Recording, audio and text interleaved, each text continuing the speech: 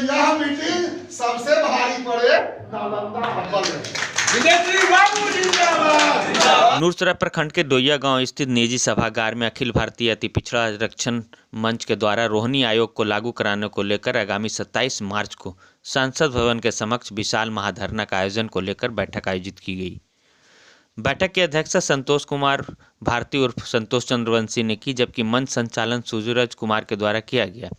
इस मौके पर मुख्य अतिथि के रूप में पहुंचे बिंदेश्वरी सिंह ने कहा कि मोदी सरकार के द्वारा अति पिछड़ा समाज को आरक्षण में बंटवारा को लेकर रोहिणी आयोग का गठन 2017 में किया था, जबकि 13 बार आयोग के द्वारा दिए गए रिपोर्ट को जारी करने के लिए समय बढ़ाया गया है।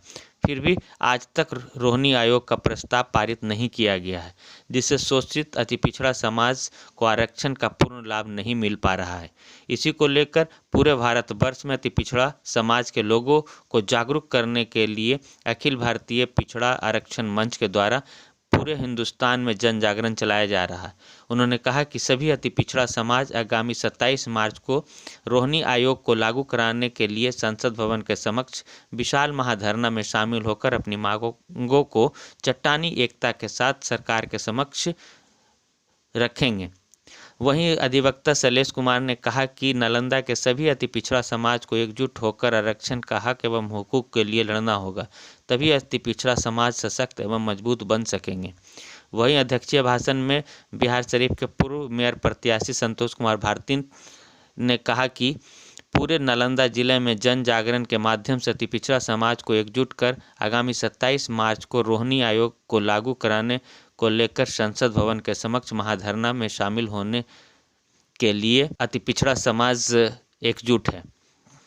उन्होंने कहा कि अपने हक की लड़ाई के लिए रोहिणी आयोग की रिपोर्ट को लागू कराने के लिए मांग रखेंगे, तभी अति पिछड़ा समाज का विकास संभव है। इस महाधरना में नालंदा जिले से लगभग 25,000 अति पिछड़ा समाज के लोग महाधरना में शामिल होंगे।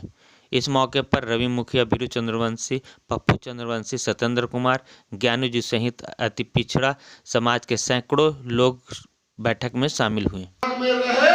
दिल्ली चलो।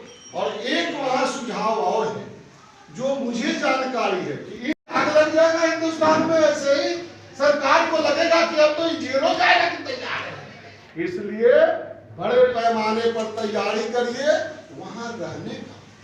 यानी रोहिणी कमीशन को लेकर आज बैठक किए गए थे, पिछड़ा समाज को लेकर किन किन मुद्दों पर चर्चा की गई, इसका रूपरेखा के पे क्या यानी आगे कार्रवाई? अखिल भारतीय अति पिछड़ा आरक्षण मंच के बैनर तले यह पूरे बिहार में, हिंदुस्तान में अति पिछड़ों की जो आबादी है उनके लिए आरक्षण में बंटवारा के सवाल पर जो रोहिणी आयोग का गठन माननीय प्रधानमंत्री मोदी जी के द्वारा 2017 में किया गया था, जिसका अभी 13 बार एक्सटेंशन हुआ है, वो रिपोर्ट अभी तक प्रकाशित नहीं हुआ है। और जब रिपोर्ट प्रकाशित ही नहीं हुआ है तो लागू होने का सवाल नहीं है। और यह देश के जो आधी आबादी, इस आबादी के साथ यह घोर अन्याय है।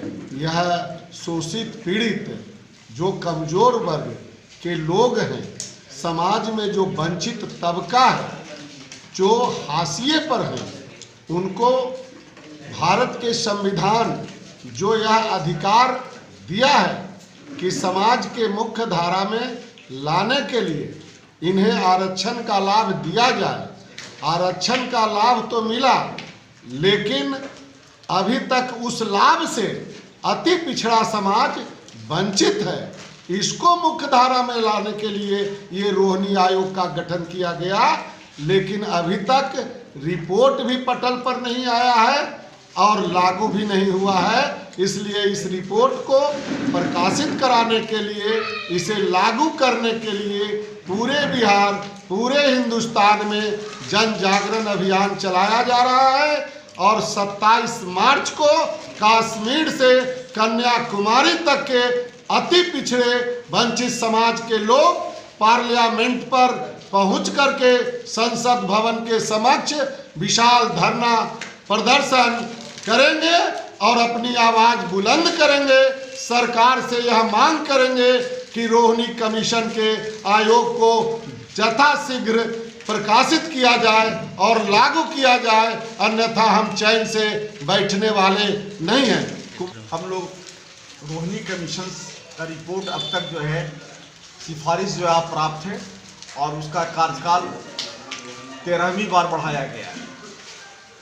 अभी तक जो 27% आरक्षण केंद्र सरकार ने लागू किया है उससे 938 जातियां जो है वो खाली हाथ अब तक है और इसमें जो दबंग जाति के लोग हैं पिछड़े वर्गों में उन्हीं को सिर्फ जो है इसका लाभ मिल रहा है। तो राष्ट्रीय पिछड़ा वर्ग आयोग जो है उन्होंने वर्ष 2015 में ओबीसी की जाति के बारे में उन्होंने एक रिपोर्ट दिया कि यह जो है उपजातियों का जो है निर्धारण कर जो वंचित है अब तक उसको लागू कराया जाए और उप श्रेणी में जो है बांट कर करके इसको अलग अलग किया जाए, जिसमें अति पिछड़ा, ज़्यादा पिछड़ा और पिछड़ा के का श्रेणी जो है वो इस्टेब्लिश किया जाए। इसी के लिए जो है रोहिणी आयोग का गठन 2 अक्टूबर